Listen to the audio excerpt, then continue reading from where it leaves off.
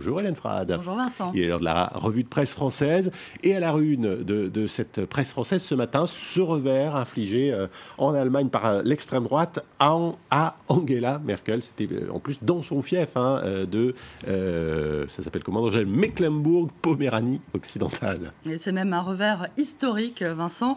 Pour la première fois, le mouvement populiste anti-migrant, l'AfD, devance les conservateurs, obtenant près de 22% des voix face à la CDU qui plafonne à 19%. Un an après le choix de la chancelière d'ouvrir le pays aux réfugiés, ce vote est interprété par Libération comme une sanction contre la politique migratoire courageuse mais très critiquée de la numéro 1 allemande. Libé annonce un retour de bâton et se demande si Angela Merkel va pouvoir garder le cap. Une claque à la main tendue de Merkel, commente le journal, qui voit dans ces difficultés une menace pour l'ensemble de l'Union européenne, alors que François Hollande en France et Matteo Renzi en Allemagne font face à des échéances électorales qui peuvent leur être fatales. Libération s'inquiète de voir la chancelière être tentée de temporiser jusqu'aux élections nationales de 2017. Ouvrant ainsi une crise de leadership dans une Europe confrontée à beaucoup de défis, dont le Brexit qu'on vient d'évoquer.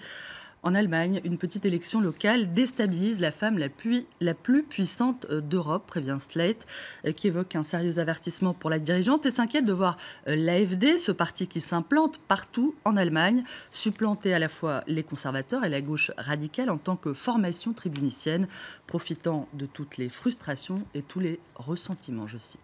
La politique en France, à présent, Hélène, les candidats à la primaire du parti Les Républicains se sont retrouvés ce week-end à La Baule. Présenté par Le Figaro comme un rendez-vous destiné à calmer les tensions, le campus de la droite a été l'occasion pour le parti d'afficher son unité et aux candidats de jouer l'apaisement alors que la campagne officielle débute le 9 septembre.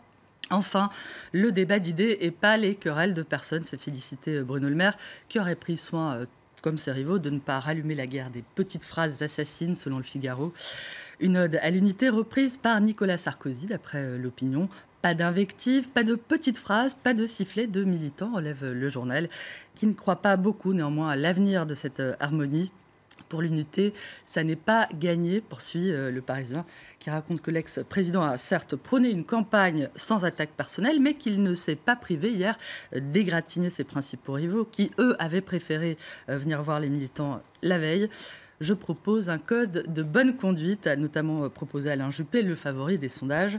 Je n'aime pas le code de bonne conduite, j'aime la bonne conduite, lui a répondu Nicolas Sarkozy.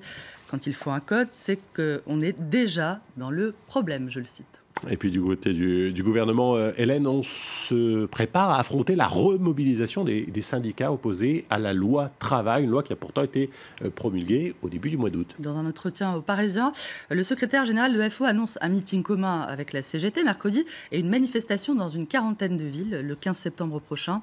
Ce n'est pas parce que cette loi est passée avec le 49.3 que c'est fini, prévient-il, avant d'annoncer également une bataille juridique contre le gouvernement qui a jusqu'à la fin de l'année pour rédiger les 134 décrets de la loi.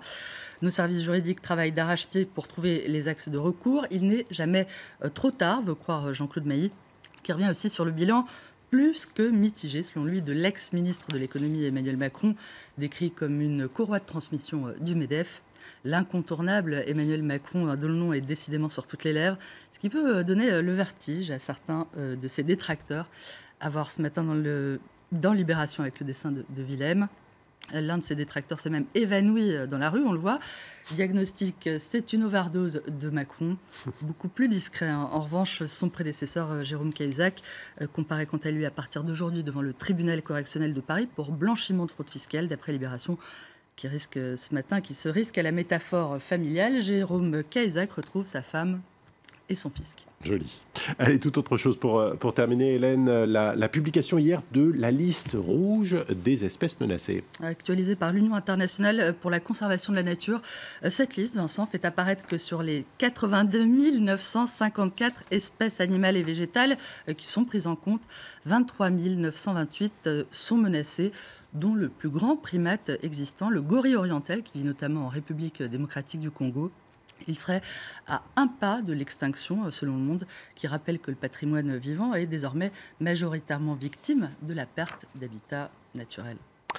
Merci Hélène Frade, merci pour cette revue de presse française. On vous retrouve dans 2 heures pour la revue de presse internationale.